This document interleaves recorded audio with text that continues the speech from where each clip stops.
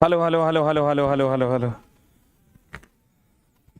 तुमको क्या लगता था नहीं आएंगे हम? बहुत ज्यादा चला जाम था। पेन दे दो यार। बहुत ज्यादा जाम होने के कारण मामला गड़बड़ा गया। इसके लिए हम सॉरी हैं, क्योंकि मार्केट पूरा चला जाम था। हमको डेरा से यहां आने में लेट हो गया। भाप शक्ति स्टेशन में बॉयलर के अति तापन में क्या प्रवेश करता है? बताओ जल्दी से। बॉयलर के अति तापन में क्या प्रवेश करता है? अति तापन की जगह नम वाष्प प्रवेश करेगा। गर्म जल नहीं, पानी भेजो। कहता है भाप शक्ति स्टेशन में बॉयलर के अति तापन में क्या प्रवेश करता है? द राइट आंसर इज नम वाष्प।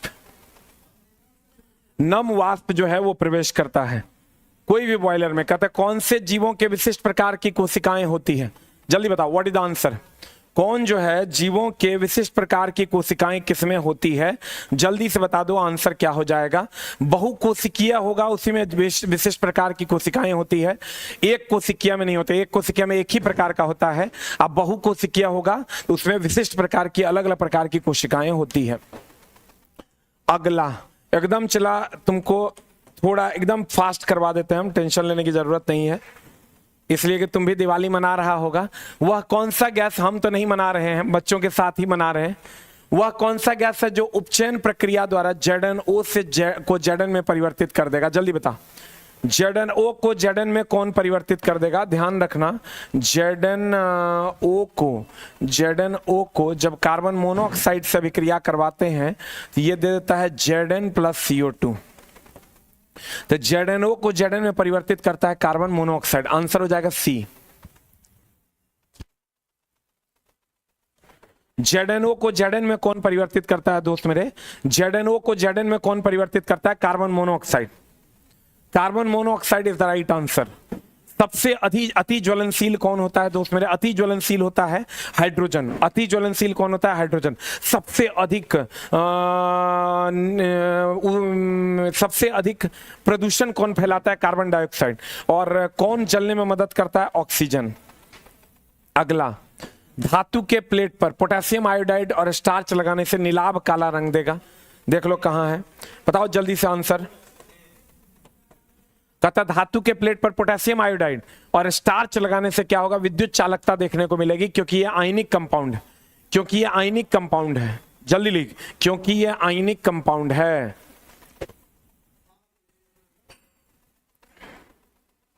देखो, धातु के प्लेट पर पोटेशियम आयोडाइड और स्टार्च लगाने से क्या होगा? विद्युत चालकता देखने के लिए मिलेगी। एक बात बताओ, स्टार्च जब आयोडीन से अभिक्रिया करता है तो कौन सा रंग देता है?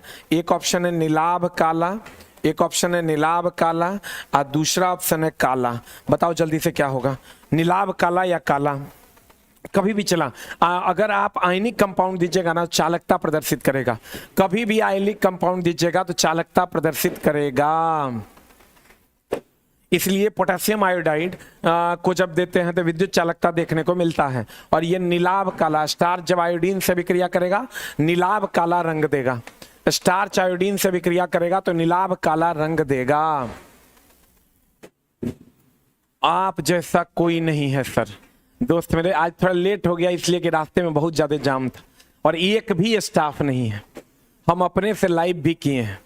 एक बच्चा, एक लड़का किसी तरह रखे हैं, वो भी भाग जाता है। जल्दी बताओ, व्हाट इज द आंसर? अगला, तब कहता है हम हैं सर, लेकिन कोई सामने नहीं रहता है। 200 ग्राम भार वाले लोहे के टुकड़े और 30 डिग्री से बढ़ाकर 60 डिग्री से कर दिया था, टुकड़े में कितनी उष्मा स्थानांतरित होगी? विशिष्ट उष्माधारिता इतना है। Q बराबर फॉर्मूला लगा दो, MS थीटा। M का मान है 200 ग्राम यानी 0.200 इंटू S का मान विशिष्ट उष्माधारिता 450 इंटू थीटा ताप में अंतर 60 में 30 गया 30। लगा दो, आंसर आ जाएगा। लगाओ आंसर, जल्दी बता आंसर कितना आ रहा है? C4 कैट देखो आ रहा है 2700 joule. Very good, 2700 joule is the right answer. खाली Q बराबर MS थीटा लगा देना। सुरक्षा वेल्व का कार्य क्या है? सुरक्षा वेल्व का कार्य जल्दी बताओ क्या है? सुरक्षा वेल्व का कार्य होता है जब चला प्रेशर बॉयलर में ज्यादा हो जाता है, कनेक्शन को तोड़ देता है। सुरक्षा वेल्व की अगर हम बात करें, इसका कार्य बॉयलर के भीतर भाप दाब जब कार्य चालन दाब से अधिक हो जाए तो भाप को बाहर निकालना। जो नहीं होता कुकर में जो सेफ्टी वेल्व होता है उसी को हम लोग सुरक्षा वेल्व कहते हैं। इसका काम क्या है? हाई प्रेशर हो जाने पर उसको रिलीज कर देना। आंसर क्या हो जाएगा बता? A for Apple. High pressure हो जाने पर प्रेशर को रिलीज कर देना, यही बॉयलर में सुरक्षा वेल्व, सेफ्टी वेल्व जिसको आप कहते हैं इंग्लिश में, सेफ्टी वेल्व का काम है। ये सेफ्टी वेल्व का यही काम है। अगला, यदि किसी दर्पण, देख लो, कहते हैं यदि किसी दर्पण अवतल दर्पण में आपतन कोण 30 डिग्री है तो परावर्तन कोण का मान क्या होगा? ये तो तुम बता दो, जल्दी बता। आपतन कोण 30 डिग्री है, परावर्तन कोण का मान क्या होगा? What is the answer? आपतन कोण 30 डिग्री है, परावर्तन कोण का मान भी 30 डिग्री होगा।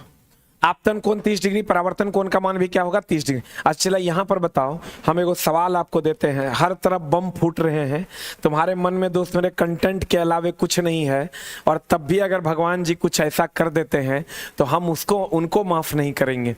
मेरे प्यारे छात्रों को जो अभी पढ़ाई कर रहे हैं उनको हर हाल में नौकरी उनको दे देना चाहिए। दोस्त मेरे, अगर ये मान लो 30 डिग्री है तो बताओ परावर्तन कोण क्या होगा? परावर्तन कोण बता दो जल्दी से, क्या हो जाएगा? What is the answer Prince?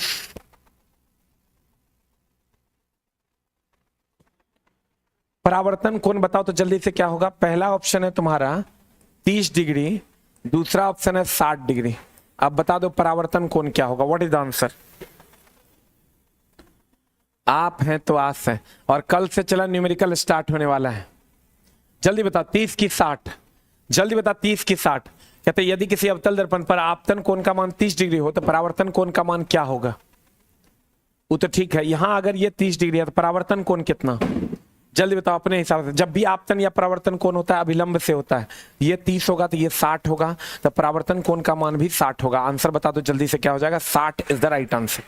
60 is the right answer. Answer हो जाएगा बी फॉर बॉल। अगला, कहते हैं विज्ञान के अनुसार शुद्ध पदार्थ किसे कहते हैं? विज्ञान के अनुसार शुद्ध पदार्थ किसे कहते हैं? जल्दी बताइए।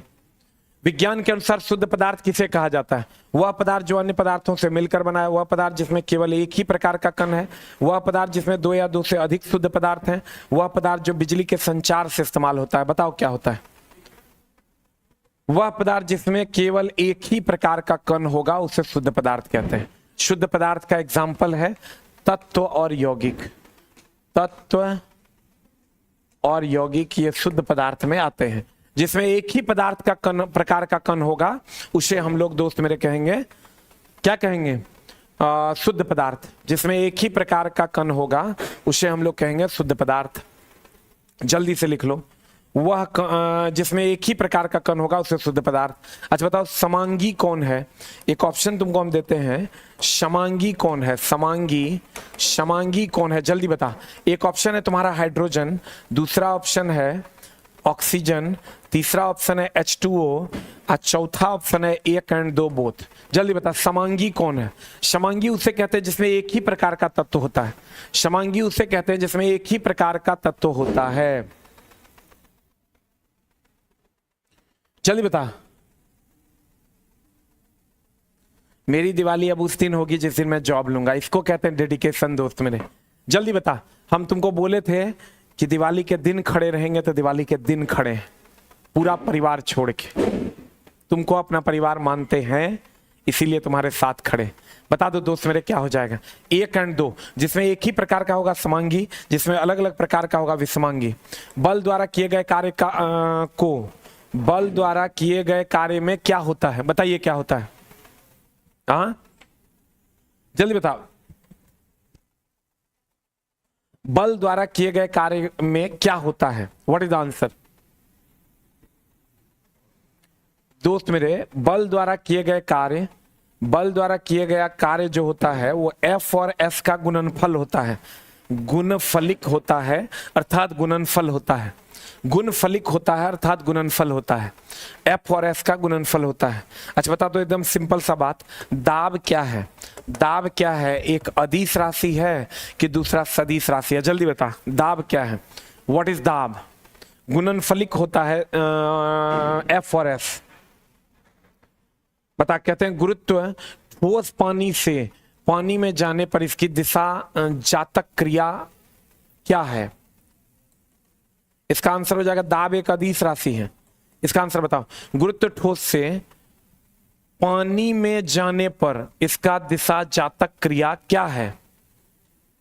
जब ये पानी में गया मतलब अपवर्तन है। थोड़ा सा लैंग्वेज बदल दिया है। जब ये पानी में गया मतलब अपवर्तन है। जब पानी में गया इसका मतलब क्या है? अपवर्तन है। एक माध्यम से दूसरे माध्यम में गया।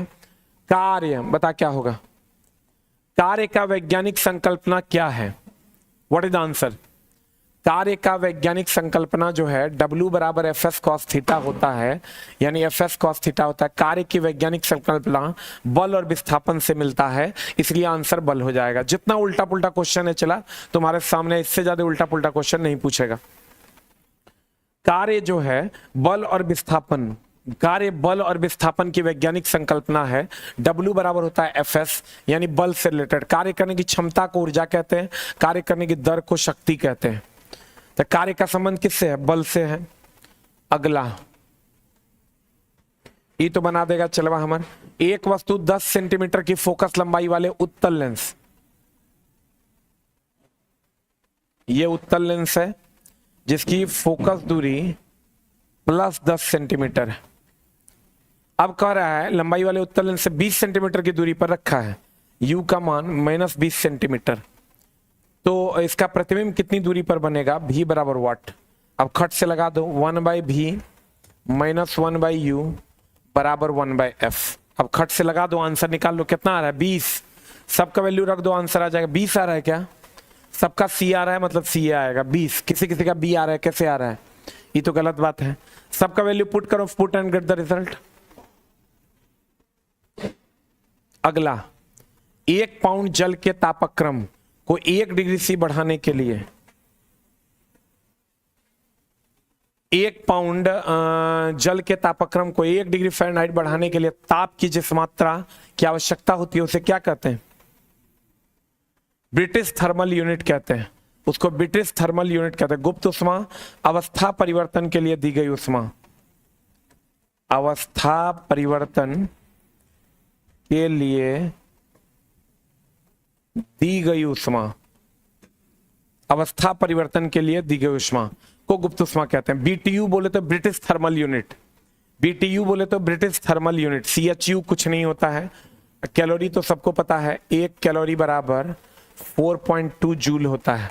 1 कैलोरी बराबर 4.2 जूल होता है। अवस्था परिवर्तन के लिए दी गई उष्मा गुप्त उष्मा होती है। अवस्था परिवर्तन के लिए दी गई उष्मा क्या कहलाती है दोस्त मेरे? गुप्त उष्मा कहलाती है। अगला, कोई पत्थर, देखो कहता है कोई पत्थर 100 मीटर की ऊंची मीनार की चोटी से गिराया जाता है, उसी समय कोई दूसरा पत्थर 25 मीटर पर सेकंड के वेग से ऊर्ध्वाधर ऊपर की ओर फेंका जाता है, तो तय कीजिए कि दोनों कब और कहां मिलेगा। देखो एकदम सिंपल क्वेश्चन नहीं है, बनाए नहीं होंगे, कोई बात नहीं, हम बता देते हैं। एक पत्थर 100 मीटर की ऊंचाई से गिरा रहा है, ये मान लो स्टोन 1 है जो 100 मीटर की ऊंचाई से गिरा रहा है। इसका प्रारंभिक वेग 0 होगा। ये स्टोन 2 है जो नीचे से ऊपर फेंका जा रहा है, इसका वेग कह रहा है 25 मीटर पर सेकंड। मान लेते हैं दोस्त मेरे, ऐसे समझो इसको कि यहां से यहां तक का दूरी है 100 मीटर। मान लेते हैं ये नीचे से ऊपर फेंके ये पत्थर स्टोन 1 और ये ऊपर से नीचे गिराए स्टोन 2। ध्यान से समझना तभी समझ में आएगा।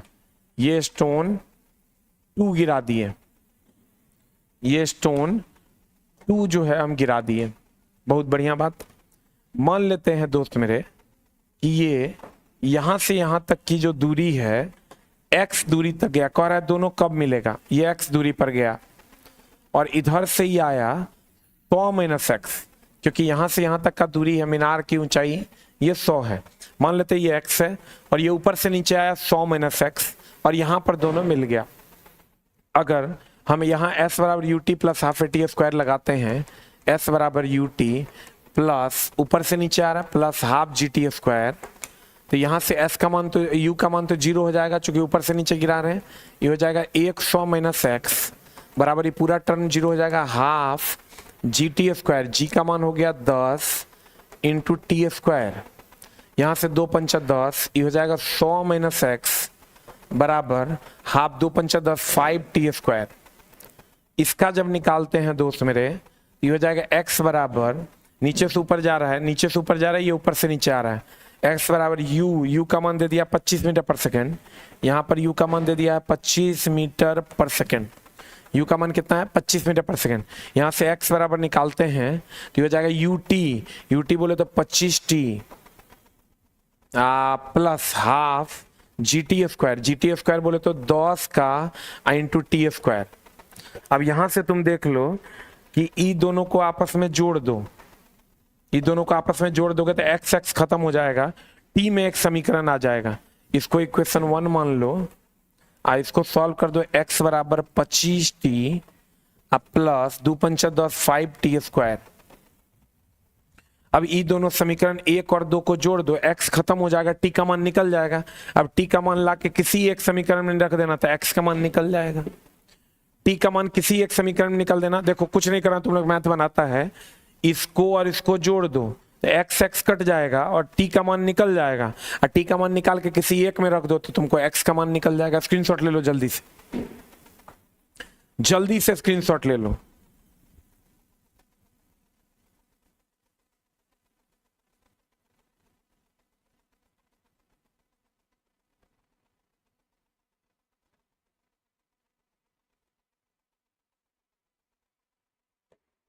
हो गया? हाँ नीचे से ऊपर जाएगा ना, ऊपर, अच्छा रुक जा, नीचे से ऊपर जाएगा तो साइन यहां हो जाएगा निगेटिव, हाँ सही है, यहां नीचे से ऊपर जाएगा साइन क्या हो जाएगा दोस्त मेरे, निगेटिव। ऊपर से नीचे आएगा ना तो साइन हो जाएगा पॉजिटिव। इसको सॉल्व कर लो, आंसर आ जाएगा। समीकरण 1 और 2 को सॉल्व कर लो, आंसर आ जाएगा। टी का मान किसी एक में रख देना। अगला जो आएगा वो आंसर होगा। उष्मा ऊर्जा, ऊर्जा का एक रूप से जो किसके द्वारा प्रकृति में प्रकट होता है, बताओ जल्दी से, व्हाट इज द आंसर? ऊष्मा ऊर्जा, ऊर्जा का एक रूप है जो किसके द्वारा प्रकृति में प्रकट होता है, वो प्रकृति में जो प्रकट होता है वाष्पीकरण के द्वारा। वाष्पीकरण में ही ना ऊष्मा ऊर्जा होता है, कि बल में, गति में होता है, बल में होता है, बिजली में होता है, वाष्पीकरण में ऊष्मा ऊर्जा होता है। जहां भी वाष्पीकरण होगा दोस्त मेरे, वहां पर ऊष्मा ऊर्जा उत्पन्न होगा। वाष्पीकरण की अगर हम बात करें, यह सतह पर निर्भर करता है, यह सतह पर निर्भर करता है, यह सतह पर निर्भर करता है, यह सतह पर निर्भर करता है। धीमी प्रक्रिया है, धीमी प्रक्रिया है, हर एक ताप पर होता है, हर एक ताप पर होता है, हर एक ताप पर होता है। धीमी प्रक्रिया है, हर एक ताप पर होता है, धीमी प्रक्रिया है और हर एक ताप पर होता है।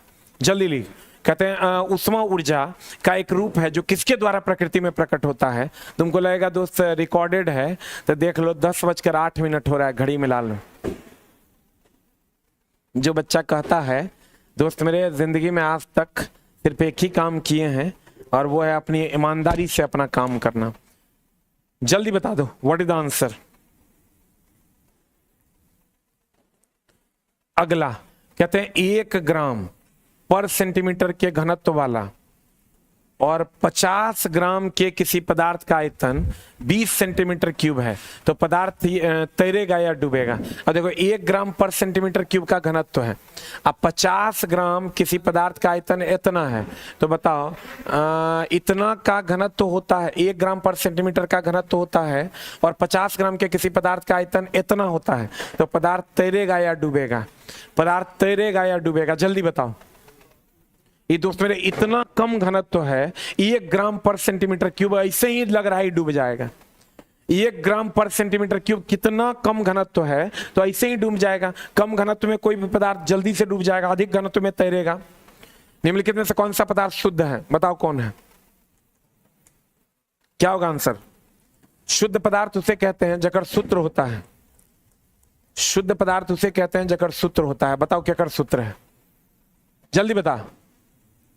एक को है ये नमक, मिश्रित जल हो गया या शुद्ध जल हुआ, जल नहीं हुआ, एक को का सूत्र है, दैट इज NaCl। शुद्ध पदार्थ उसे कहते हैं जिसका सूत्र होता है, जिसका सूत्र नहीं होता उसे अशुद्ध पदार्थ कहते हैं। शुद्ध पदार्थ उसे कहते हैं जिसका सूत्र होता है ये वो है, ये है ऊर्जा के किस रूपांतरण के परिणाम स्वरूप ट्रॉली गति करता है? जल्दी बता। ऊर्जा के किस परिणाम रूपांतरण के परिणाम स्वरूप ट्रॉली गति करता है? बताओ आंसर, जल्दी बता।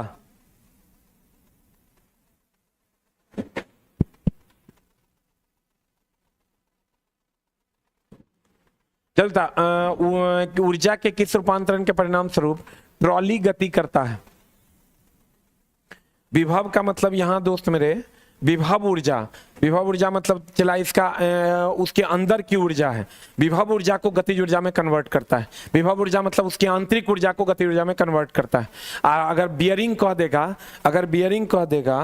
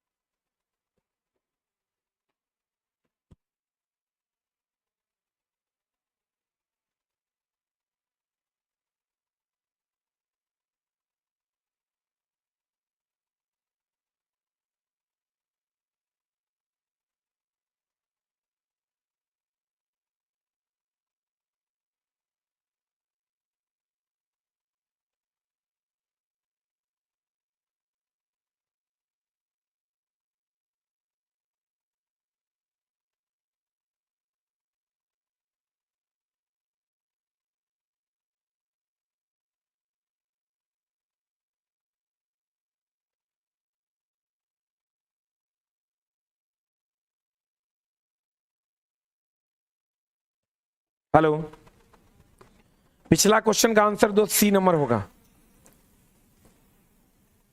क्या आप इसका कारण स्पष्ट कर सकते हैं जिससे पता चलता है कि जीवित संतसा वाले जीव पुरुषक्तहान द्वारा क्यों संतति उत्पन्न नहीं कर सकते? मतलब जीवित संतान वाले मेल पार्टनर जो होते हैं वो संतति उत्पन्न यानी संतान उत्पन्न क्यों नहीं कर सकते? बता क्या होगा? उसके पास जनन अंग नहीं होगा तभी नहीं कर पाएगा। अगर कोई मेल है और वो संतान उत्पन्न नहीं कर पा रहा है, इसका मतलब उसके पास कोई जनन अंग नहीं है। हाँ भाई साउंड देख रहे हैं, इसका मतलब उसके पास कोई जनन अंग नहीं है। बताओ MnO2 से HCl बनता है, MnO2 से HCl का मिलन किस प्रकार की अभिक्रिया है? देख लो, ये बन जाता है MnCl2 प्लस H2O। अब बढ़िया से देखो, यहां से ऑक्सीजन हट रहा है और यहां ऑक्सीजन जुट रहा है। बढ़िया से देखो दोस्त मेरे, ये रिएक्शन है, यहां से ऑक्सीजन हट रहा है और यहां ऑक्सीजन जुट रहा है, तो दोनों अभिक्रिया हो रहा है, इसलिए रिडॉक्स हो जाएगा। यहां से ऑक्सीजन हट रहा है और यहां ऑक्सीजन जुट रहा है, दोनों हो रहा है, इसलिए ये रिडॉक्स अभिक्रिया है। जल्दी से देखो, यहां से ऑक्सीजन हट रहा है, यहां ऑक्सीजन जुट रहा है, इसलिए ये कौन अभिक्रिया है दोस्त मेरे? रिडॉक्स अभिक्रिया का उदाहरण है। प्रतिवर्ती का मतलब होता है रिएक्टेंट से प्रोडक्ट, प्रोडक्ट से रिएक्टेंट। ऑक्सीकरण मतलब ऑक्सीजन का जुड़ना, और उपचयन तो ऑक्सीकरण उपचयन अपचय के होता है। Answer, that's the ending of your question. अभी चला कोचिंग हम कैसे चला रहे हैं वो हम ही जान रहे हैं, किसी तरह आपकी कक्षाएं चल रही है। मिलते हैं हम लोग कल की क्लास में। कल न्यूमेरिकल स्पेशल क्लास है, कल न्यूमेरिकल की स्पेशल क्लास है दोस्त मेरे। और कितने बजे से? 7:30 बजे से, 7:30 से 8:30 न्यूमेरिकल स्पेशल क्लास है। कल PDF भी हम अपलोड कर देंगे और आपकी सेवा कर देंगे। तो कल मिलते हैं हम लोग कितने बजे? 7:30 बजे। कितने बजे मिलते हैं? 7:30 बजे। हम दोस्त एक लाइन में समझ लो, हमारे यहाँ नंबर थोड़ा कम आएगा, लेकिन आपको एग्जाम हॉल में इसका फायदा देखने को मिलेगा। हमारे यहाँ जो नंबर्स आएंगे वो थोड़े कम आएंगे। हमारे यहाँ जितना नंबर आएगा उसमें 20 नंबर तुम जोड़ लो, उतना नंबर तुमको वहां ज्यादा आएगा। मिलते हैं हम लोग अगली कक्षा में। Thank you very much. और आपको और आपके पूरे परिवार को हमारे तरफ से happy Diwali. Thank you very much.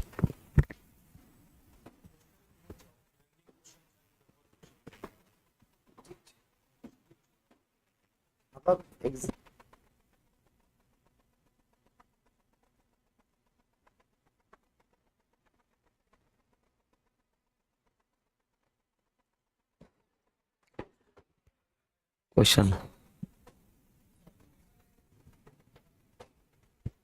ठीक है ना, इसको हटा दीजिए। तो hello hello hello hello hello hello hello नमस्कार आप सभी का, कैसे हैं सब लोग? अच्छे हैं? तो सबसे पहले शुरुआत करते हैं। आप लोगों को दिवाली की असीस शुभकामनाएं। शुभ दीपावली आप सभी बच्चों को, आपके परिवार के, आपके माता पिता को, आपके जितने भी गुरुजन हैं सब लोगों को मेरी तरफ से हैप्पी वाली दिवाली। और ये दिवाली आप लोगों का कुछ ऐसा खास दिवाली रहे कि अगली दिवाली आप ऐसा मनाएं कि एक सेटल होकर के मनाएं। तो चलिए फिर आज के इस जबरदस्त से सेशन में आप सभी बच्चों का जोरदार स्वागत करते हुए मैं गौरव गिराज आपके सामने में लाइव आज के सारे रीजनिंग के बेहतरीन क्वेश्चन के साथ सबको happy Diwali, happy Diwali, happy Diwali सबको। और खास करके आपके माता पिता, आपके परिवार को मेरे तरफ से हैप्पी दिवाली। ठीक है, तो स्टार्ट करते हैं आज का सेशन। और आज का जो पहला प्रश्न है वो ये रहा। फटाफट आप लोग कमेंट करेंगे, जल्दी से कमेंट करेंगे आप लोग कि इसका आंसर क्या जाने वाला है। जल्दी बोलो, जल्दी बोल, हरी बोल, है ना। चलिए स्टार्ट करते हैं। ये रहा, आपकी एक सीरीज दी गई है और इस सीरीज में क्या पूछा जा रहा है, ध्यान से देखो। पूछा जा रहा है आपसे कि ऐसी कितनी विषम संख्याएं हैं, मतलब ऐसी विषम संख्याओं की संख्या कितनी है। तो कितनी ऐसी विषम संख्याएं हैं जिनके ठीक पहले एक अभाज्य हो। क्या हो? ठीक पहले एक अभाज्य संख्या हो और ठीक बाद एक प्रतीक हो। यही ना ढूंढना है, अभाज्य, विषम और हैप्पी दिवाली सबको। अब ये कमेंट करिए। तो अभाज्य, विषम और प्रतीक, अभाज्य, विषम और प्रतीक। देखो अभाज्य संख्या लेकिन विषम नहीं है, अभाज्य विषम नहीं है, अभाज्य विषम नहीं है, अभाज्य विषम प्रतीक एक तो मिला। अभाज्य विषम प्रतीक, देखो 5 अभाज्य विषम है, प्रतीक है। फिर देखो अभाज्य विषम, अभाज्य विषम, अभाज्य विषम कहाँ है? अभाज्य विषम नहीं है, अभाज्य विषम और कहीं पे है? बोलो जल्दी से। अभाज्य विषम, अभाज्य विषम, अभाज्य विषम और कहीं भी नहीं। कितने मिले? ओनली वन, केवल एक मिला। कितने मिले? केवल एक मिला। तैयार हो अगले सवाल के लिए? तो अगला सवाल आपका ये रहा, फटाफट बताओ। उस शब्द युग्म का चयन करें जो अन्य तीनों से भिन्न है। जल्दी बताओ इसका आंसर, फटाफट रैपिड फायर में बताओ जल्दी से। क्या होगा इसमें से? कौन अलग? उदासी और उदास क्या है? सिमिलर वर्ड है। क्या है? सिमिलर वर्ड है। लापरवाह और सतर्क अपोजिट वर्ड है। क्या है? अपोजिट। मतलब ये दोनों समानार्थी शब्द हैं, ये दोनों अपोजिट शब्द हैं। यहां बताओ गतिक और प्रबल, ये भी सिमिलर वर्ड है। क्या है? सिमिलर वर्ड है। सुस्त और शांत चीज, सुस्त होना, शांत चित होना, ये भी सिमिलर हो गया। अब आपको आंसर मिल गया होगा। कौन अलग है? लापरवाह, सतर्क। B will be the correct answer. जी मेरे शेर, वेरी गुड, बहुत अच्छे, बहुत अच्छे। आगे बढ़े। अगला सवाल आपका ये रहा। सीरीज का क्वेश्चन है, किससे किससे बना था? जल्दी बोलो, जल्दी बोलो। इसका आंसर क्या जाने वाला है? जिनसे इनसे बना था फटाफट कमेंट करिए, फटाफट कमेंट करिए क्या आंसर जाने वाला है। जल्दी बोलो। 4 है, 22 है, 43 है, 69। सीरीज बढ़ते क्रम में है, लेकिन सावधान, सीरीज बढ़ते क्रम में तो है लेकिन धीरे धीरे बढ़ रहा है, स्पीड में नहीं बढ़ रहा है। Sahil Suresh, thank you so much, thank you. अच्छा ये बताओ 4 से 22 में क्या किया गया? +18। अब 22 से 43 में +21। यहां क्या किया गया? जल्दी बोलो। +26। कितना किया गया? +26। यहां बताओ +33। यहां बताइए कितना किया गया? 2 है और 44 है और +42। तो अगली बार क्या बढ़ेगा? तो यहां से देखो कितने का अंतर? 3 का। कितने का? 3 का। यहां पर 5 का, यहां पर 7 का, यहां 9 का। तो ये बताइए 3, 5, 7, 9 तो 11। 11 का मतलब 53 जोड़ना है। जरा 144 में 53 जोड़ करके देखिए, वो 197, 197। Option number B. किसका आंसर बी आया है? एकदम सही जवाब, B will be the correct answer. बोलो हाँ कि ना। वेरी गुड, आगे बढ़े। अगला सवाल, और अगला सवाल आपका ये रहा। जल्दी से बोलिए, इसमें क्या लॉजिक है? ये भी तो सीरीज का ही क्वेश्चन है। देखो ये फंस गया, फंस गया, फंस गया, फंस गया, फंस गया, फंस गया, फंस गया, है ना, बोर्ड फंस गया। कुछ इस पे है क्या? कभी मक्खी वगैरह आ जाता है ना, ये हैंग कर जाता है ना। चलो हाँ हो गया, रेडी, चलिए, वेरी गुड। अच्छा 4 से 5, अच्छा ये सीरीज भी बढ़ रहा है, लेकिन सावधान सावधान। हैप्पी दिवाली सर, ठीक है, सबको मेरे तरफ से, घर वाले को भी हैप्पी दिवाली, ठीक है। चलो 4 से 5, 5 से 12, 12 से 39, सीरीज बढ़ तो रहा है, लेकिन इसकी स्पीड अच्छी खासी है, इसकी स्पीड अच्छी खासी है, यानी कि गुना पर आधारित होगा। तो गुना 1 प्लस 1, यहां पर आ जाओ, गुना 2 प्लस 2, यहां आ जाओ, गुना 3 प्लस 3, यहां आ जाओ, गुना 4 प्लस 4। हमें क्या करना है? गुना 5 प्लस 5। अच्छा गुना 5 करो, 160 को 5 से गुना करो 800, अब 5 जोड़ दो, कितना होगा? किसका किसका आया? 805, 805, option A will be the correct answer. बोलो हाँ कि ना, क्लियर है?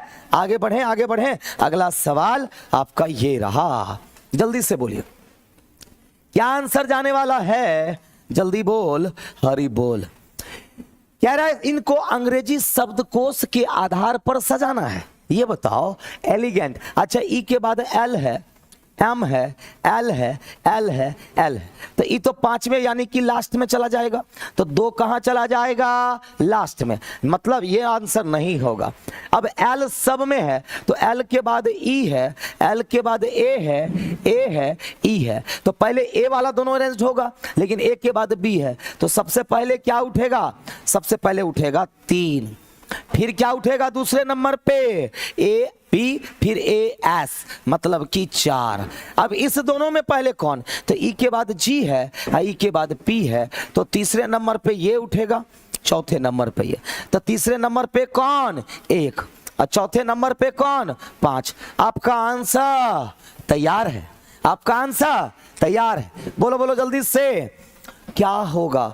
3 4 1 5 2, 3 4 1 5 2, option A. Hi hi hi, very good, बहुत अच्छे, आगे बढ़े। अगला सवाल, आपका अगला सवाल कुछ ये रहा, बोलिए बोलिए बोलिए बोलिए बोलिए जल्दी से।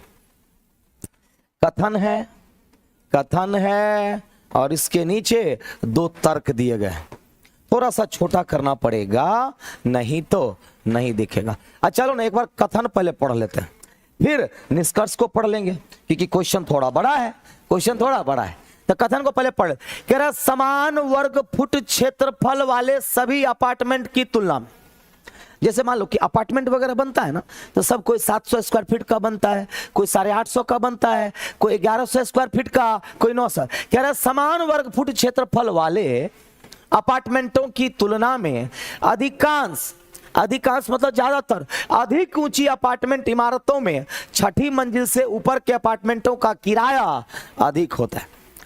कह रहा 6ठी मंजिल से जब आप ऊपर आप किराए पर मकान लेंगे, अपार्टमेंट समान वर्ग फुट भी है, तो भी वहां का किराया आपको नीचे की तुलना में अधिक लगेगा। मतलब भाड़ा किसका ज्यादा है? 6ठे फ्लोर से ऊपर वाले अपार्टमेंट का किराया नीचे से ज्यादा है, चाहे समान वर्ग फुट का ही अपार्टमेंट क्यों ना हो। इस पर बताओ कौन सा तर्क मजबूत है, कौन सा तर्क प्रबल है? 1 या 2? 1 या 2? कह रहा ऊंची मंजिलों पर रहना अधिक जोखिम भरा होता है, क्योंकि वहां लिफ्टों पर निर्भरता निचली मंजिलों की तुलना में अत्यधिक होती है, जबकि निचली मंजिल पर सीढ़ियों के द्वारा पहुंचा। अच्छा ये अपोजिट बात नहीं कर रहा है। अब बताइए जब ऊपर ज्यादा जोखिम होगा, ऊपर हम लिफ्ट पर निर्भर रहते हैं, तो उसकी किराया कम होनी चाहिए ना। अगर ये समस्या की बात कर रहा है तो किराया कम होनी चाहिए। कथन क्या कह रहा है? किराया बढ़ा हुआ, तो कुछ पॉजिटिव चीजें होगी ना। अगर हम आपसे किसी चीज का ज्यादा पैसा ले रहे हैं बाकी के तुलना में, मतलब क्वालिटी वाइज हमारा बढ़िया होगा कि खराब होगा? अगर खराब क्वालिटी होगा, ज्यादा पैसा दीजिएगा आप? नहीं दीजिएगा, तो पहला तर्क कमजोर हो गया। दूसरा, निचली मंजिलों की तुलना में ऊंची मंजिलों पर वायु प्रदूषण कई गुना कम होता है। यह सही है, यह सही है कि वायु प्रदूषण जितना नीचे होगा उससे कम वायु प्रदूषण कहाँ होगा? ऊपर में, इसीलिए उसका किराया ज्यादा है। तो केवल केवल केवल तर्क 2 क्या कह रहा है? 1 और 2 दोनों नहीं, तर्क 1 और 2 दोनों करते हैं गलत। तर्क 1 कथन का समर्थन नहीं करता है, कथन 2 समर्थन करता है। 1 समर्थन नहीं करता और 2 करता है। Option C, only 2। आगे बढ़े।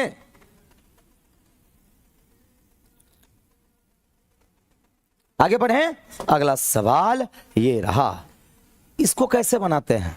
अरे चलो देखो, ध्यान से देखो कौन कितना में है। देखो जे जहां भी डबल है और डबल जे के बाद एल है, तो डबल जे के बाद एल है तो एल डालेंगे ना जी। अब डबल जे के बाद एल है, एल के बाद 3 गो के है, एल के बाद 3 गो के है, तो यहाँ 3 गो के होगा, मतलब ग्रुप बन गया डबल जे एल ट्रिपल के, फिर डबल जे एल ट्रिपल के, फिर डबल जे एल ट्रिपल के। अब 1 2 गो एक्स्ट्रा दे दिया, तो हमने कैसे पकड़ा? डबल जे के बाद एल दिखा तो एल डाले, एल के बाद ट्रिपल के दिखा तो एल के बाद ट्रिपल के डाले। ऑप्शन मिल गया। क्या होगा आंसर? के एल जे। ऑप्शन से A will be the correct answer. बोलो हाँ कि ना? बिल्कुल सही जवाब। आगे बढ़े, अगला सवाल ये रहा। बाहर इतना ना धराम धूम हो रहा है ना, पता नहीं आप लोग को सुनाई दे रहा है कि नहीं, पता नहीं आप लोग को सुनाई दे रहा है कि नहीं। चलिए ये बताइए, अब इस आकृति को पूरा करके दिखाना है, इस आकृति को पूरा। अच्छा ये बताइए, इतने ना पूरा करना है जी, इतने ना चाहिए आपको, इतना ही ना चाहिए। तो ये बताओ, सबसे पहले तो ये बनेगा, फिर उसके बाद ये बनेगा, बोलो हाँ कि ना, फिर उसके बाद ये, बस इतना ही ना बनेगा जी।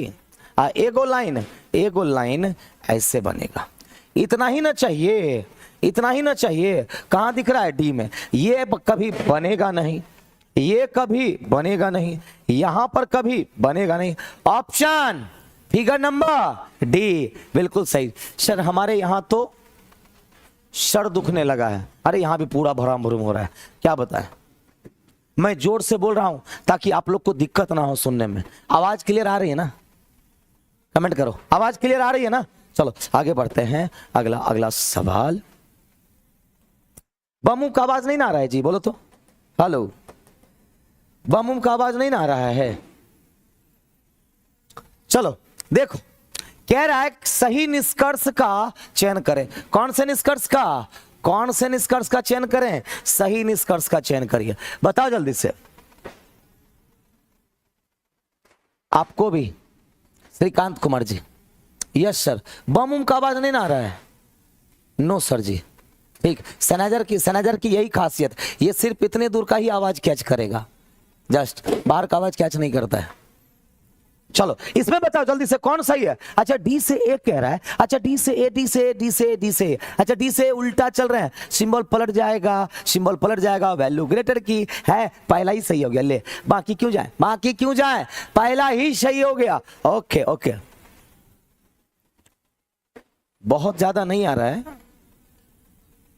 नहीं आता होगा, हमें सुनाई देता है, आप लोग को सुनाई नहीं देता होगा। चलो आगे बढ़ते हैं। अगला सवाल। हाय हाय हाय हाय हाय, किससे किससे बनेगा? बना के दिखाओ, बना के दिखाओ, किससे किससे बनेगा? क्या संबंध है? बोलो बोलो, अरे बोलना, क्या संबंध है? कोई है जो इसको बना दिया हो? लॉजिक बताओ, क्या आंसर होगा? 11 8 को ऐसा क्या करें, 11 8 को ऐसा क्या करें कि 57 आ जाए? बोलो बोलो, जल्दी से बोलो, बोलो जल्दी से। कुछ नहीं किया है, इस 11 का स्क्वायर कर लो, इस 8 का स्क्वायर कर लो, माइनस कर दो। 11 का स्क्वायर 121 और माइनस 64। 11 से 4 गया 7, 11 से 6 गया 5, बोलो 57 आ गया।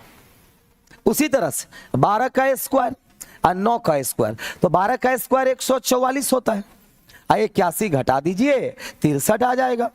आ गया 63, आ गया, मिल गई शांति। जल्दी से बताओ। 15 का स्क्वायर 225 होगा और 7 का स्क्वायर 49। अब बताइए, 15 में से 9 गया 6 ना होगा? गलत, ये नहीं होगा। 12 का स्क्वायर 144, 121 घटाओ 54 नहीं आएगा, खत्म करो कहानी। 144 माइनस 64, खत्म करो कहानी, आंसर डी होगा। 10 का स्क्वायर 100, 6 का स्क्वायर 36, 64 आ गया। कहां से आया, कहां से आया, डी नंबर से आया। D will be the correct answer. आपके घर में पटाखा नहीं आया क्या सर जी? जो क्लास आए, क्लास आज सुबह से ले रहे हैं। अगला खाली बस एगो 8 बजे वाला सर लाइव थे, तो मेरा क्लास आज 8 बजे वाला नहीं हो पाया, जो कि कल ले लेंगे। 8 बजे डेली लेते हैं ना क्लास, वो क्लास अगर मिस कर रहे हैं तो मिस मत किया करो, बड़ा ही जबरदस्त क्लास लेता हूं मैं। कहना दी गई आकृति में त्रिभुजों की संख्या 20 सेकंड में जो नहीं बनाया जवाब दो, जो बनाया हो कमेंट करो, जो नहीं बनाया 20 से 25 सेकंड में इसका आंसर आना चाहिए, फटाफट जवाब करो। कितने त्रिभुज? बोलो बोलो बोलो जल्दी से, क्या होगा? 28 पक्का। देखो 8 इसके अंदर बनेगा, 8 इसके अंदर बनेगा, 8 इसके अंदर, 8 इसके अंदर, 8 या 24। अब ये कॉमन भुजा 2 त्रिभुज बढ़ाएगा, ये कॉमन भुजा 2, मतलब यूं कहे 8 या 24 प्लस 2 दूना 4, कितना हो जाएगा? 28। त्रिभुजों की संख्या 28। अब आप सोच रहे होंगे सर कैसे कैसे लिख दिया, हमरा तो समझ में नहीं आया। आएगा आएगा समझ में। देखो सबसे पहले इसके अंदर में ये 4 पार्ट में बटा हुआ है, बोलो ये कितने भाग में बटा हुआ है? आपने पढ़ा होगा 1 2 3 4, तो 4 दूना 8 त्रिभुज इसके अंदर में। फिर इसके अंदर में भी कितना होगा? 1 2 3 4 8 को। फिर इसके अंदर में भी कितना भाग में बटा हुआ है? 4 भाग में, 8 को, तो 8 तिया 24। अब ये जो एक कॉमन भुजा है जो 2 8 वाले को जोड़ती है, समझ जाइए त्रिभुजों की संख्या बढ़ जाएगी। जैसे कि अब ये भुजा ये एक त्रिभुज बढ़ाएगी, बढ़ा दी, एक ये त्रिभुज बढ़ाएगी, तो 2 को बढ़ गया ना यहाँ पे। फिर देखो एक कॉमन भुजा ये जो दोनों 8 वाले को जोड़ रही है, तो एक त्रिभुज ये बनाएगी, एक त्रिभुज ये बनाएगी, तो 2 दूना 4, त्रिभुजों की संख्या 28। अब क्लियर हो गया होगा, अब क्लियर हो गया होगा। आगे बढ़े, अगला सवाल आपके सामने ये रहा, फटाफट कमेंट करो। अगर नहीं दिख रहा है, क्या हो गया रे इसको, क्या हो गया? कुछ कुछ बैठ जा रहा है क्या रे, मक्खी वगैरह? अभी जाकर के हैंग कर रहे हैं। हाँ पक्का, देखो अब आ गया ना, पक्का कुछ मक्खी वगैरह बैठता है जिसके कारण से नहीं हो पाता है। चलो थोड़ा बड़ा कर दें। 5 दर्शाने वाले फलक के विपरीत फलक पर, 5 दर्शाने वाले फलक के विपरीत फलक पर क्या होगा? फिर कुछ बैठ जा रहा है यार। चलो 5, देखो यहां पर 5 है भाई, यहां 3 है, 6 है, 4 है, 5 है, 2 है, 2 है, 4 है, 1 है। सवाल है 5 के विपरीत क्या होगा? 5 के विपरीत क्या होगा? 5 के विपरीत क्या होगा? अब बताओ, 3 6 कहीं दिख रहा है? नहीं। अच्छा 2 4 2 4 कॉमन मिल गया, आपको तो पता ही होगा, यदि किसी भी 2 डाइस का 2 सतह यदि कॉमन होता है तो तीसरा आपस में अपोजिट, तो 2 4 2 4 कॉमन, तो 5 का अपोजिट क्या हो जाएगा? 1, तो 5 का अपोजिट क्या हो जाएगा? 1। 1 कहां है? 1 कहां है? A will be the correct answer. 46 त्रिभुज होगा ना। अरे इतना मार मारेंगे ना हम, अरे अरे बकलोलवा, अगर 46 होगा, कहां से तू 46 त्रिभुज देख लिया रे? हैं बोलो। चलो कथन हाईएस्ट था इसीलिए 46। अरे बड़ी मार मारते अभी सामने रहता तो समझा, कुर्की जप्त हो जाता तो, और अभी मार खाते खाते।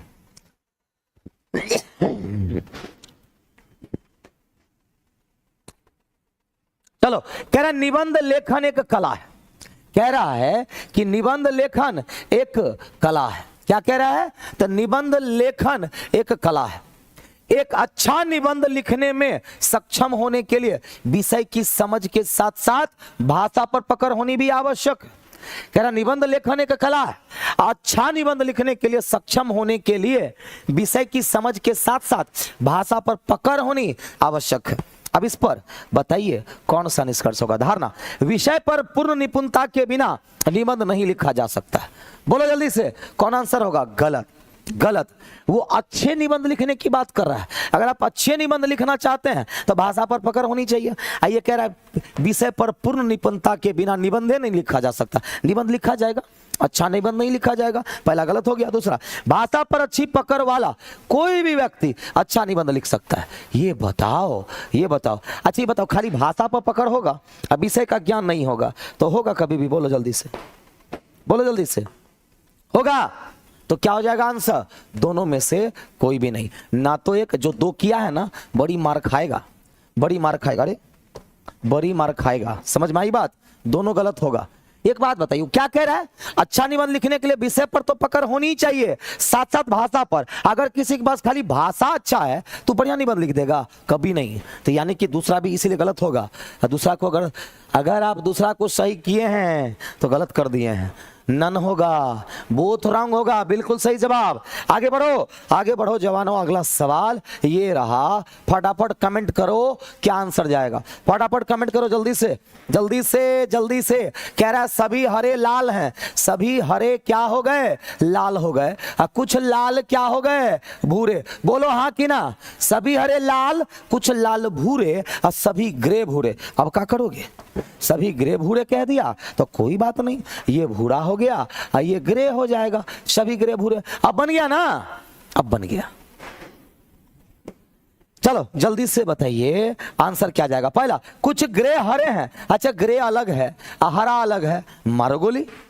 सभी भूरों के लाल होने की संभावना, क्या सभी भूरा लाल हो सकता है? क्यों नहीं? अगर किसी सब्जेक्ट ऑब्जेक्ट में कुछ का संबंध हो तो संभावना सही होती है। कुछ भूरे हरे हैं, क्या कुछ भूरा हरा है? ना रे, दोनों अलग अलग है, नहीं होगा। केवल निष्कर्ष दो सत्य है, ऑप्शन से ए चला जाएगा, है कि नहीं? ज्यादा फास्ट नहीं ना है, बोलो तो स्लो कर देंगे, ठीक है ना? स्पीड बोलो जल्दी से बोलो, कमेंट करो। स्पीड ठीक है? स्पीड ठीक है? ओके है? हाँ, अगला सवाल क्या कहता है देखो। सही है सर जी, सही है। ओके ठीक है, सही है सर जी, आप कंटिन्यू करिए। जी सर, ओके है। चलो हरी झंडी तुम लोग दिखा दिए। क्या कह रहा है देखो, लास्ट में पूछ रहा है अब क्यू का मुख किस दिशा में? रे रुको। इस सवाल का औकात दो कौड़ी का, इस सवाल का औकात दो कौड़ी का, इस दो कौड़ी का क्या है? क्योंकि अब क्यू का मुख किस दिशा में, खाली फेस पूछा, वो भी अंतिम का। जब खाली अंतिम का फेस पूछे समझ जाओ चांदी ही चांदी है, क्योंकि डायरेक्ट बन जाएगा।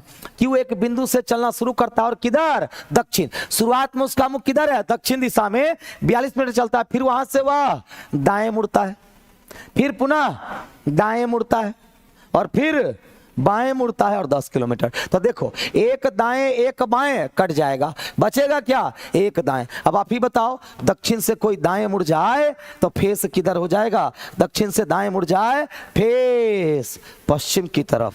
आंसर ज्यादा क्या करना है? ज्यादा कुछ करना है इस क्वेश्चन में? बोलो जल्दी बोलो। आंसर ये चला जाएगा, औकात दो कौड़ी की थी इस क्वेश्चन के, वेस्ट हो जाएगा। ऐसे जब भी लास्ट का फेस पूछे क्वेश्चन को बनाने की जरूरत नहीं है, दाएं बाएं काटो बन जाएगा। एक दाएं एक बाएं कटा, एक दाएं बचा, बस एक दाएं बोलो। सर पिछला क्लास 8 बजे वाला कहाँ हुआ? जहाँ सर 8:42 तक क्लासे लिए हैं, लाइव थे। अच्छा लाइव था, दिवाली सब बच्चा मना रहा था, ठीक है। चलो नहीं हो पाया, हम तो तैयार बैठे हुए थे, जब सर छोड़ेंगे तुरंत लपक लेंगे, लेकिन देखिए कि 8:45 हो गया, छोड़ना पड़ गया। सुपर माइंड ब्लोइंग सर जी। अच्छा सर आप बिहार से ही है क्या? हर जगह हम फिट बैठते हैं, वैसे है बिहार से। फास्ट कीजिए सर प्लीज। अच्छा फास्ट, अरे बाप रे बाप।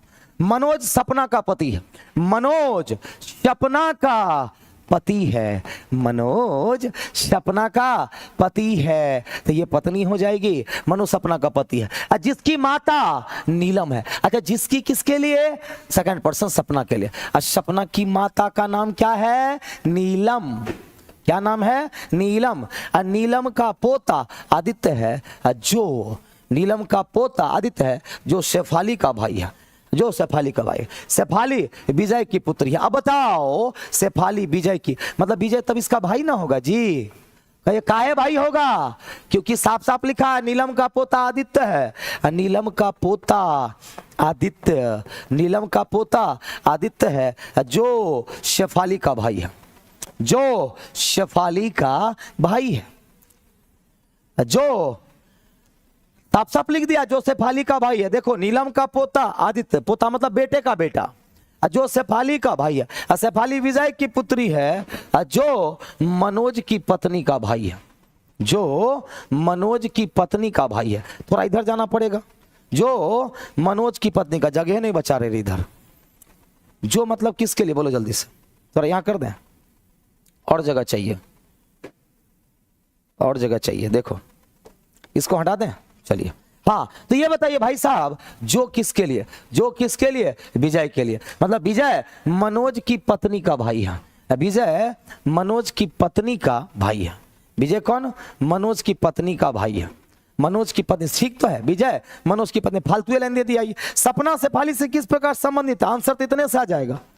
सपना शेफाली से किस प्रकार संबंधित है? तो पापा की बहन बुआ हो जाएगी। बोलो हाँ, शेफाली के पापा की बहन बुआ। ऑप्शन से सी किसका किसका है?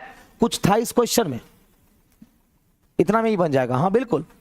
देखो क्या था, सपना का पति मनोज, जिसकी माता नीलम, आदित्य नीलम का पोता, जो शेफाली का भाई है।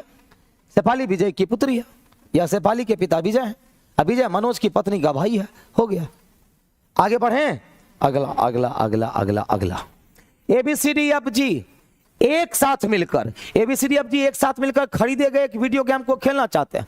उनमें से प्रत्येक को सोमवार से शुरू होकर रविवार को समाप्त होने सप्ताह के किसी एक दिन यह गेम मिलेगा, या सप्ताह के किसी दिन में एक को ही मिलेगा। चलो ठीक है, कोई बात नहीं, सब बात समझ गए। सप्ताह के 7 दिन एक वीडियो गेम खरीदा, और सब दोस्त ने पारी पारी से क्या कहा, एक एक दिन सबको मिलेगा। बचपन में खूब करते थे, है ना। तो ये हो गया Monday, Tuesday, Wednesday, Thursday, Friday, Saturday और संडे। बोलो अब किस दिन किसको वीडियो गेम खेलने को मिलेगा? चलिए ना पता करते हैं। अरे चलिए ना पता करते हैं। कह रहा है ए रविवार को खेलेगा। चलो, ए ने कौन सा दिन चुना? रविवार का दिन चुना। डी ए के ठीक पहले वाले दिन खेलेगा। डी ए के ठीक पहले वाले दिन मतलब शनिवार को। फिर कहता है बी के ठीक बाद वाले दिन खेलेगा, ई के ठीक बाद बी, लेकिन कहां होगा नो आइडिया। आगे बताओ, आगे बताओ। ई बुधवार को खेलेगा, लो ना क्लियर हो गया। ई बुधवार को खेलेगा, ई बी के ठीक पहले खेलेगा। बोलो हाँ कि ना। बी ई के ठीक बाद वाले दिन, आई बुधवार। सी को या सोमवार को नहीं मिलेगा, यानी कि सी को या सोमवार को नहीं मिलेगा। अब एफ को बी और डी के बीच वाले दिन मिलेगा। एफ को बी और डी के बीच वाले दिन, तो एफ को ये मिलेगा। सी यहां नहीं तो सी यहां। बच कौन गया? A B C D E F G. कौन बच गया? जी। तो जी को यह किस दिन खेलने को मिलेगा? तो जी को यह सोमवार को मिलेगा। क्या अब मिलेगा? सोमवार को। Option Monday, option Monday. दो ऐसे। अरे ये सैटरडे है रे बकलोलबा, ये सैटरडे संडे है। पता नहीं फोटो से तक लग रहा है बकलोलबा है कि बकलोलिया है रे। RN, हाँ डबल S। अरे एक सैटरडे है और एक संडे है। चलो आगे बढ़ते हैं। अगला अगला अगला अगला। आय है ये तो देखते के साथ झटके से बन जाएगा। ये बताओ क्या कह रहा है? मिरर को कहां रखा गया? दाएं ओर। समूह के दाएं एक ऊर्ध्वाधर मिरर लगेगा। दाएं, दाएं का मतलब समतल दर्पण प्रतिबिंब। समतल दर्पण प्रतिबिंब बनाओ जल्दी से। आगे बढ़े। चलो देखो, अरे हम प्यार से बोलते हैं बकलोलवा। एम इधर आ जाएगा। एम कभी भी उल्टा होगा नहीं, गलत कर दो। एम सही है। आर कभी भी उल्टा होगा नहीं, गलती कर दो। आर एम सही है, आर सही है, ई सही है, जी सही। एफ देखो उल्टा कर दिया, नहीं होगा, आंसर बी होगा। आंसर क्या हो जाएगा? बी।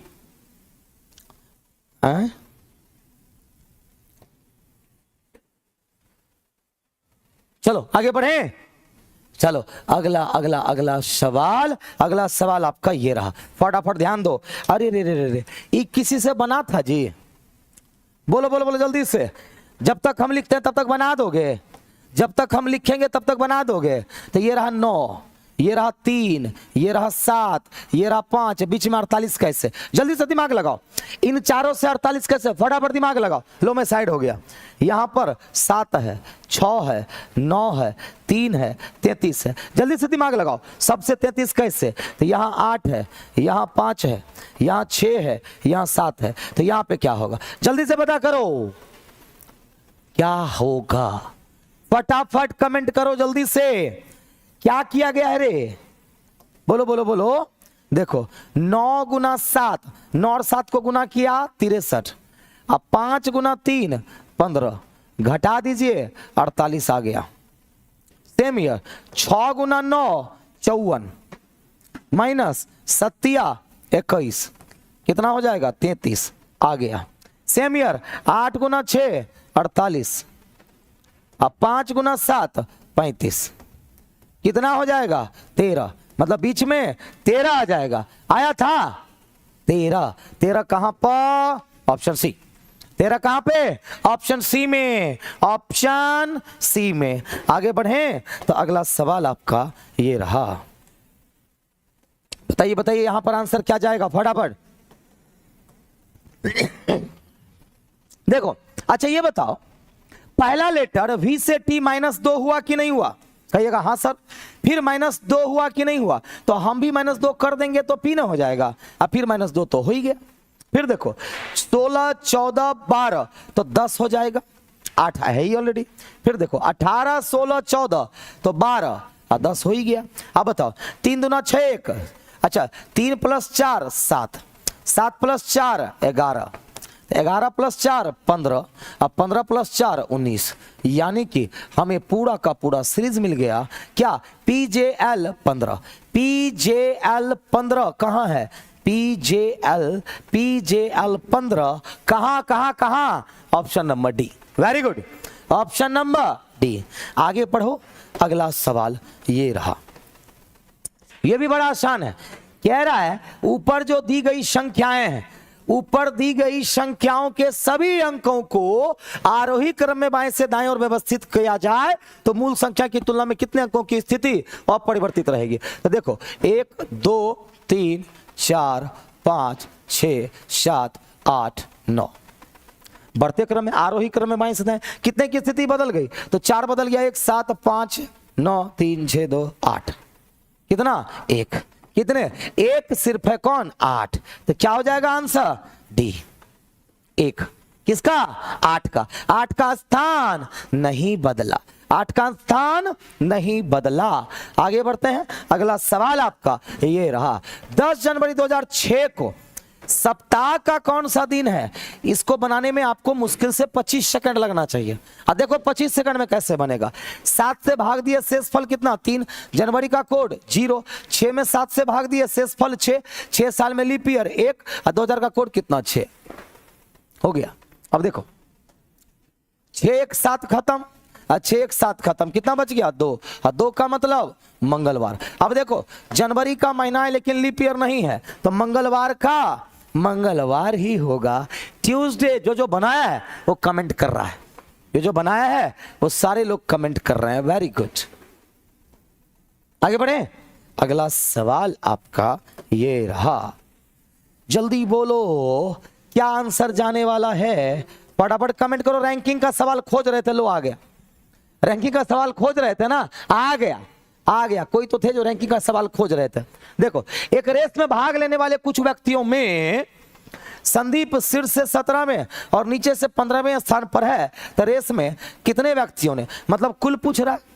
जब एक ही व्यक्ति का रैंक दोनों तरफ से पता चल जाए तो रैंकों का योग करते हैं और -1 करते हैं। बताओ 17 और 15 32, अब 32 - 1 कितना हो जाएगा? 31। कितना हो जाएगा? 31। ऑप्शन से डी, ऑप्शन से D, D will be the correct answer. बोलो हाँ कि ना, बोलो हाँ कि ना। रेडी? चलो अगले सवाल पे बढ़ो। अगला सवाल आपका ये रहा।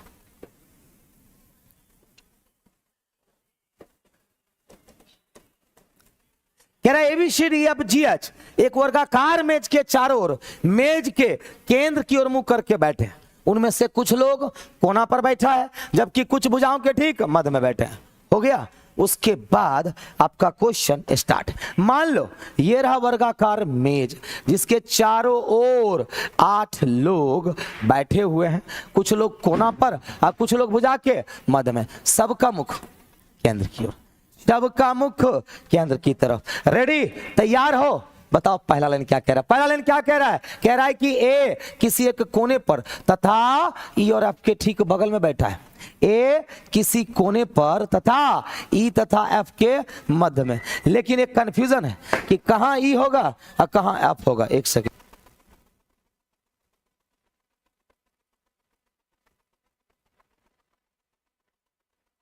चलो बच्चे लोग, तो ई तथा एफ के, तो ए कहां? किसी एक कोने पर तथा किसके किसके बीच? ई एफ के बीच में। अच्छा, डी ए के ठीक सामने और बी के बाईं ओर ठीक बगल में बैठा है। बताओ, डी ए के सामने, डी कहां? तो ए के सामने और बी के बाईं ओर ठीक बगल में, और तो डी ए के सामने और बी के बाईं ओर बगल में, ये भी बैठ गया। सी किसी एक कोने पर और एफ के दाईं ओर ठीक बगल में बैठा है। तो सी कोना पर, एफ के दाईं ओर बगल में तो होगा नहीं। लो, कंफ्यूजन दूर, कंफ्यूजन दूर। तो सी किसी कोने पर, एफ के दाएं, इसका मतलब एफ यहां नहीं होता, यहां ई हो जाएगा। एक लाइन चाहिए, कहानी खत्म। क्या कह रहा? जी किसी भी कोने पर नहीं बैठता है, तो यहां पर कौन बैठेगा? तो जी बैठेगा। अब बताओ, ए हो गया, बी हो गया, सी हो गया, डी बचाओ, डी हो गया। A B C D E F G H बच गया। कौन बच गया? एच। सवाल क्या है? लिखित में से कौन आपके ठीक सामने है? बता पाओगे? आपके ठीक सामने कौन है भाई? आपके ठीक सामने में बी है। आंसर भी बी, ऑप्शन भी बी, संयोग है ना। आगे बढ़े, आगे बढ़े, इंक्लूड करते हैं, डेली डेली नहीं हो पाता है। अच्छा ये बताओ, ये तो फट से बन जाएगा। 24 घंटे के प्रारूप में, कितने घंटे के प्रारूप में? तो 24 घंटे के प्रारूप में 7:45 बजे को किस प्रकार लिखते हैं? रे 7:45 मतलब 7:45, तो इस 7:45 हो गया 12 घंटे के फॉर्मेट में। 12 घंटे का फॉर्मेट होगा तब, और 24 घंटे का फॉर्मेट होगा तो 12 घंटे में 12 जोड़ दीजिए, तो 12 7 19:45 हो जाएगा। कितना हो जाएगा? 19:45। ऑप्शन से C, C will be the correct answer, है कि नहीं? आगे बढ़े, अगला सवाल, शायद ये लास्ट क्वेश्चन है क्या जी? हाँ चलो, आपका रीजनिंग यहीं पे समाप्त होता है। आपका रीजनिंग यहीं पे समाप्त होता है। मिलते हैं फिर अगले वीडियो में। और कल से तो स्पेशल कक्षा लगाई जा रही है, पता है ना? 5:30 बजे तैयार रहना। कितने बजे? 5:30 बजे रीजनिंग से शुरुआत होगी। उसके बाद मैथ होगा, मैथ के बाद साइंस होगा 5:30 से 8:30।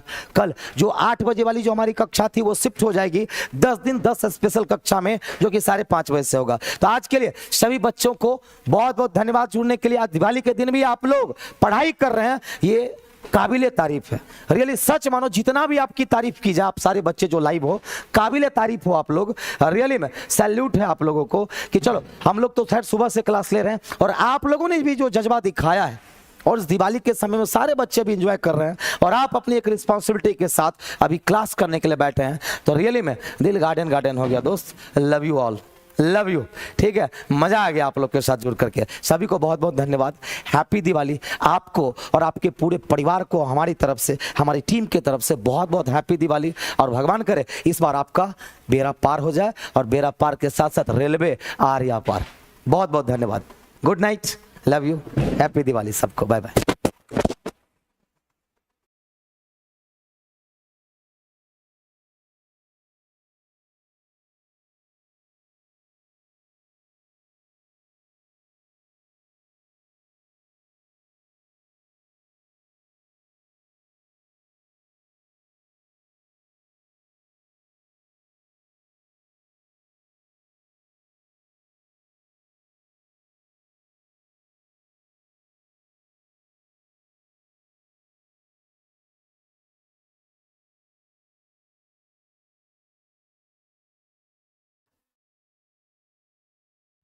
Hello friends, good evening, welcome to Aas education. SK Jha channel पर आप लोगों का स्वागत है। मैं अविनाश चंद्रा आप लोगों से जुड़ा हूं। जीके जीएस के लिए सभी लोगों का हार्दिक दिल से स्वागत है। तो चलो दोस्तों, सबसे पहले आपको दीपावली की ढेर सारी शुभकामनाएं, आपके परिवारों को भी ढेर सारी शुभकामनाएं, और ईश्वर करे कि आप लोग हमेशा खुश रहो और अपनी सफलता की ओर हमेशा अग्रसर रहो। तो मिलते हैं, क्वेश्चन की तरफ चलते हैं, देखते हैं आज का प्रश्न क्या है बिना समय गवाए, क्योंकि सीधी बात नो बकवास में आप लोगों का स्वागत है। तो भाई मेरे स्टार्ट किया जाए आज का सेशन। चलो भाई, आज है, देखते हैं कौन सा है क्वेश्चन। कमेंट ज्यादा नहीं करेंगे हम लोग, कमेंट ज्यादा नहीं करेंगे, ऑलरेडी लेट हो गया है, रात हो गई है। तो भैया मेरे रात बाकी है अभी, बात बाकी है अभी, मेरे सारे सवालों का जवाब बाकी है अभी। तो मेरे भाई बिना कमेंट ज्यादा किए हम लोग, गुड इवनिंग सभी को, गुड इवनिंग है। शुरुआत करते हैं क्लास का। Thank you thank you thank you thank you very much, thank you so much. तो देखते हैं पहला प्रश्न क्या कहता है। पहला प्रश्न है आपका 18th। अनुशीलन समिति 20वीं शताब्दी में भारतीय उपमहाद्वीप के किस भाग में सक्रिय थी? मद्रास, बंगाल, पंजाब या बॉम्बे? आपको बता दें कि 1902 की घटना को आप इसको कोरिलेट कर दो, और नाम याद रखना सतीश चंद्र बसु का। किसका नाम भाई? सतीश चंद्र बसु के द्वारा। सतीश चंद्र बसु के द्वारा। कहां पर? तो बंगाल में। कहां पर? बंगाल में। तो अनुशीलन समिति 20वीं शताब्दी में भारतीय उपमहाद्वीप के किस भाग में सक्रिय थी भाई? तो बंगाल में सक्रिय थी, है ना। ये बंगाल में सक्रिय, बंगाल में, है ना, ये सक्रिय थी। और 20वीं शताब्दी मतलब होता ही है क्या? 1900 से 2000, 1900 से 1999 बोलते हैं, लेकिन अप्रोक्सीमेट अगर बोल दें तो 2000 के आसपास की जो घटना होती है उसको हम लोग 20वीं शताब्दी कहते हैं। तो भाई मेरे 1902 हुआ ना, तो ये इसको 20वीं शताब्दी के पूर्वार्ध भी बोल सकते हैं। इसको हम लोग क्या बोल सकते हैं? 20वीं शताब्दी के पूर्वार्ध, 20वीं शताब्दी के पूर्वार्ध भी बोल सकते हैं, ठीक है। मद्रास जो है ना, ये मद्रास चेन्नई का नाम हुआ करता था। किसका? चेन्नई का नाम हुआ करता था मद्रास। मद्रास किसका नाम हुआ करता था भाई? चेन्नई का नाम हुआ करता था मद्रास। पंजाब की राजधानी है चंडीगढ़। बॉम्बे भी भाई, पहले मुंबई, बॉम्बे, बॉम्बे बाद में बन गया मुंबई। मुंबई सूती वस्त्रों की राजधानी कहलाती है। अगर आपसे पूछेगा कि सूती वस्त्रों की राजधानी किसे कहते हैं, तो उसको मुंबई को कहते हैं। ओके, चलो भाई नेक्स्ट क्वेश्चन की ओर चलते हैं। अगला प्रश्न देखते हैं क्या है। कला क्षेत्र के किस भारतीय शास्त्रीय नृत्य शैली से संबंधित है? ओडिसी, कथक, कुचिपुड़ी या भारतनाट्यम? तो इसका सही आंसर हो जाएगा भारतनाट्यम। रुक्मिणी देवी अरुंडेल का नाम आपने सुना होगा। रुक्मिणी देवी अरुंडेल का कला के रूप में योगदान, कला के रूप में योगदान, रुक्मिणी देवी अरुंडेल का कला के रूप में योगदान, और यह है भारतनाट्यम। भारतनाट्यम ऐसे बेसिकली बोलेंगे तो तमिलनाडु वाले क्षेत्र में देखने को मिलेगा। तमिलनाडु में। कुचिपुड़ी अगर हम लोग बात करेंगे तो ये आंध्र प्रदेश वाले क्षेत्र में देखने को मिलेगा। कथक की बात करेंगे तो उत्तरी भारत में आ जाओ, उत्तरी भारत आ जाओ, या यूपी का पार्ट बोल दो। और ओडिसी में आएंगे तो उड़ीसा का पार्ट है, उड़ीसा का पार्ट है। क्लियर है? तो मेरे भाई कला क्षेत्र शैली जो है किस भारतीय शास्त्रीय नृत्य शैली से संबंधित है? तो इसका राइट आंसर जो हो जाएगा ना, वो हो जाएगा भारतनाट्यम। क्या हो जाएगा मेरे भाई? Bharatanatyam is right answer. आपका सही उत्तर है भारतनाट्यम। एकदम अच्छे से समझ लेना। इसके अलावा अगर कुछ नृत्य के बारे में जानना हो तो याद रख लो सतरिया। सतरिया किसका है मेरे दोस्त? असम का है। सतरिया असम का है। अगर पूछ देगा आपसे मोहिनी अट्टम, क्या पूछ देगा? मोहिनी अट्टम, तो मोहिनी अट्टम कहाँ का है भाई? केरल का है। मोहिनी अट्टम केरल का है। अगर आपसे पूछ देता है मणिपुरी, तो भाई मेरे मणिपुरी किसका है भाई? नाम से स्पष्ट है, मणिपुर। क्या नाम है? मणिपुर। अगर आपसे एक्स्ट्रा अगर कुछ अलग पूछ दे तो यक्षगान पूछ सकता है। यक्षगान कहाँ का है दोस्त? कर्नाटक का। कहाँ का? कर्नाटक का है। सभी को happy Deepawali and thank you very much, thank you so much, welcome है आपका एंड हैप्पी दिवाली। स्टार्ट करते हैं अगले प्रश्न की ओर। उम्मीद है आप लोग इसको छाप लिए होंगे, क्योंकि जब तक तोड़ेंगे नहीं तब तक छोड़ेंगे नहीं। तो भाई कला क्षेत्र शैली किस भारतीय शास्त्रीय नृत्य शैली से संबंधित है? तो इसका सही उत्तर हो जाएगा भारतनाट्यम। चलिए अगले प्रश्न की ओर। चलो भाई अगले प्रश्न की ओर चलते हैं।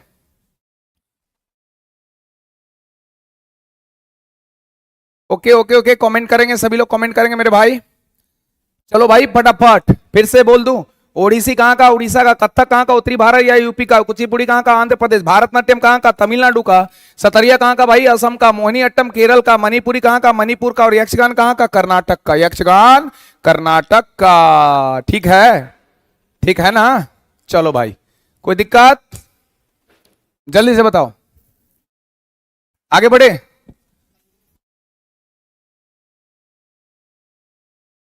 बस थोड़ा सा रुक जाओ, बैटरी चेंज कर देता हूं भाई।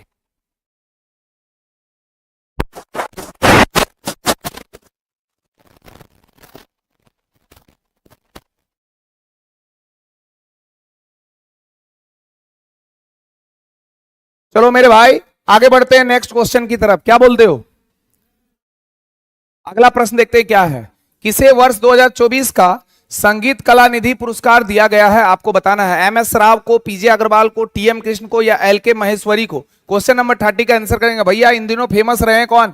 टीएम कृष्णा को। टीएम कृष्णा को संगीत कला निधि, जी हाँ दोस्तों, संगीत कला निधि पुरस्कार एकदम इंपॉर्टेंट है, याद रखना। संगीत कला निधि पुरस्कार 2024 का दिया गया है टीएम कृष्णा जी को। टीएम कृष्णा आपका राइट आंसर होगा। TM Krishna is right answer. Okay, thank you very much, thank you very much and happy Diwali. सभी को हैप्पी दिवाली है मेरे भाई, है ना। चलो आगे बढ़ते हैं नेक्स्ट क्वेश्चन की ओर, देखते हैं अगला प्रश्न क्या है। निम्नलिखित में से किन दो तिथियों को विषुव पड़ता है? देखो भाई, विषुव तो पहले समझ लो आप क्या है, उसके बारे में मैं चर्चा कर देता हूं। सिंपल सा बात है, इसको समझ लोगे तो आपका आंसर निकल जाएगा, ठीक है। होता क्या है कि ये आपका सूर्य है, पृथ्वी है, इधर जगह है, मैं सूर्य का बता देता हूं। यहां पर सूर्य है, ये बीच में इक्वेटर का पार्ट्स है। हाँ भैया, ये है आपका 23.5 डिग्री नॉर्थ लैटिट्यूड है। ये है कर्क रेखा। कौन सा भाई? कर्क रेखा।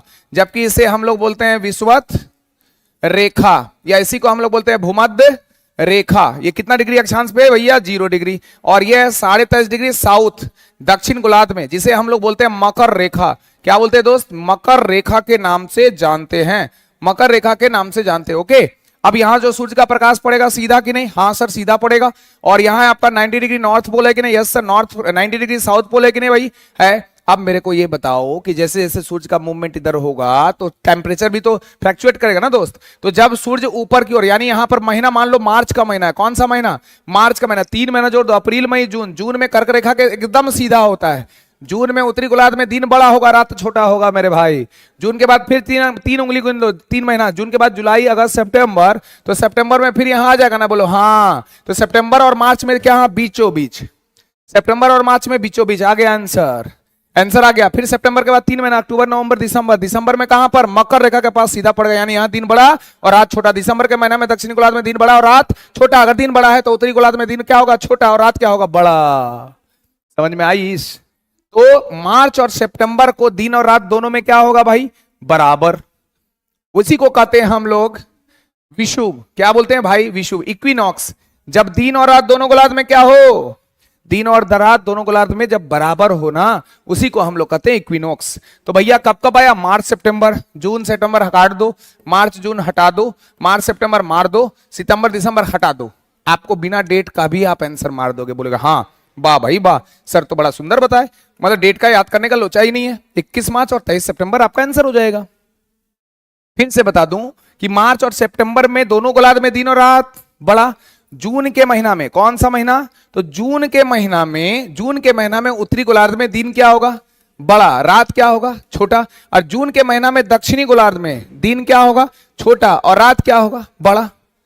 फिर दिसंबर के महीना में दक्षिणी गोलार्ध में दिन बड़ा, दिसंबर के महीना में दक्षिणी गोलार्ध में दिन बड़ा होगा, रात क्या होगा? छोटा। लेकिन दिसंबर के महीना में यहां पर बात करेंगे तो दिसंबर के महीना में यहां पर दिन क्या हो जाएगा? छोटा, और रात क्या हो जाएगा भैया? बड़ा होगा ना। सारा क्वेश्चन आपके पास है, इसको ठंडे मिजाज से सुनना, समझना, समझ में आएगा। क्योंकि ये टेस्ट है ना बाबू, अगर 2 घंटा इसमें समय लगाएंगे तो बताओ आपका क्वेश्चन कहां जाएगा। तो मैंने जो बोला है इसको थोड़ा स्लो मोड में या बढ़िया से समझ के करना, देखना बड़ा मजा आएगा दोस्त। एकदम क्वेश्चन इधर से उधर जाने को नहीं, एकदम आंसर मिल जाएगा। तो आंसर हो जाएगा 21 मार्च और 23 सितंबर इज राइट आंसर। एकदम फोटो खींच लो फटाफट। नेक्स्ट क्वेश्चन, हाल ही में शुरू किए गए चिराग योजना, कौन योजना? चिराग योजना का संबंध किस राज्य से? दिल्ली, हरियाणा, उत्तर प्रदेश या फिर झारखंड से? तो भाई मेरे ये है आपका हरियाणा से, हरियाणा से। और हरियाणा की राजधानी बताओ जल्दी से? चंडीगढ़। और दिल्ली की राजधानी न्यू दिल्ली, वाह भाई वाह। उत्तर प्रदेश की राजधानी बोल दो लखनऊ, बड़ा इमामबाड़ों का शहर लखनऊ। और झारखंड की राजधानी बोल देंगे रांची, झारखंड की राजधानी रांची। अगले प्रश्न की ओर सभी का स्वागत है and most welcome and happy Diwali and thank you so much. Bharat में राष्ट्रीय महिला आयोग भैया 1992 लिख डालो 1992, तो 48 का आंसर हो जाएगा ये 1992। एकदम याद रखना भाई, 1992 में है ना महिला आयोग आ गया। मसूद पेजेशिकियान, मसूद भैया इधर आ जाओ। मसूद पेजेशिकियान किस मुस्लिम देश के नए राष्ट्रपति बने भैया? बहरीन है, ईरान है, कुवैत है या कतर है? क्या हो जाएगा क्वेश्चन? जल्दी से बताओगे। ईरान का। अभी हाल ही फिलहाल में चर्चित विषय रहे भाई, हाल ही फिलहाल में चर्चित रहे कौन? ईरान के हैं, मुस्लिम देश के। ईरान मुस्लिम देश है, ईरान जो है वो क्या है? मुस्लिम देश। और यहाँ के नया राष्ट्रपति बन गया अभी मसूद पेजेस्कियान, ठीक है, मसूद पेजेस्कियान। ओके, तो आपका राइट आंसर हो जाएगा ईरान। जी हाँ दोस्तों, राइट आंसर हो जाएगा ईरान। अगला क्वेश्चन, भारतीय संविधान का कौन सा अनुच्छेद यह शर्त निर्धारित करता है कि राष्ट्रपति एक बार चुने जाने के बाद संसद या राज्य विधानमंडल के किसी भी सदन का सदस्य नहीं होगा? कौन सा आर्टिकल इस बात को आइडेंटिफाइड करता है, आपको बताना है। तो भैया मेरे आर्टिकल 59 उठा लो, क्योंकि आर्टिकल 79 में है, याद रखना, संसद। आर्टिकल 80 में क्या है दोस्त? आर्टिकल 80 में राज्यसभा, राज्यसभा। आर्टिकल 62 में क्या है? आर्टिकल 62 में है कि अगर, ठीक है रख दीजिए, अगर राष्ट्रपति का पद रिक्त हो जाए तो उसके निर्वाचन को लेकर, मैं यहां लिख देता हूं, यदि राष्ट्रपति का पद रिक्त हो जाए तो उसका निर्वाचन संबंधी बातें इसमें करेगा, ठीक है। और संसद है कितना? 79 में। हमने आपको बताया था सरल, 100 से संसद, रौ से राज्यसभा, लो से लोकसभा। 79, 80 एंड 81। बोलो हाँ, बोलो हाँ भाई हाँ। अब विधानमंडल पूछेगा तो भैया विधानमंडल 168, विधानसभा पूछेगा तो 169, और विधान परिषद पूछेगा तो 170। एकदम सब धो डालना है, जब तक तोड़ेंगे नहीं ना तब तक छोड़बे नहीं करेंगे। आर या पार, अब की बार रेलवे पार। चलो भाई मेरे नेक्स्ट क्वेश्चन, अगला क्वेश्चन देखते हैं 65। जी हाँ दोस्तों, 65। मानव पिरामिड बनाने और छाछ से भरे मिट्टी के बर्तन यानी मटकी को तोड़ने का प्रयास करने का गतिविधि किस त्योहार से जुड़ा है भैया? मटकी लगाते, डंडा लेते, मारते हैं, याद करो मारते हैं कि नहीं, वो कौन सा पर्व में करते हैं? एकदम आराम से आंसर बताओगे, कहीं कोई दिक्कत होने का जरूरत ही नहीं है।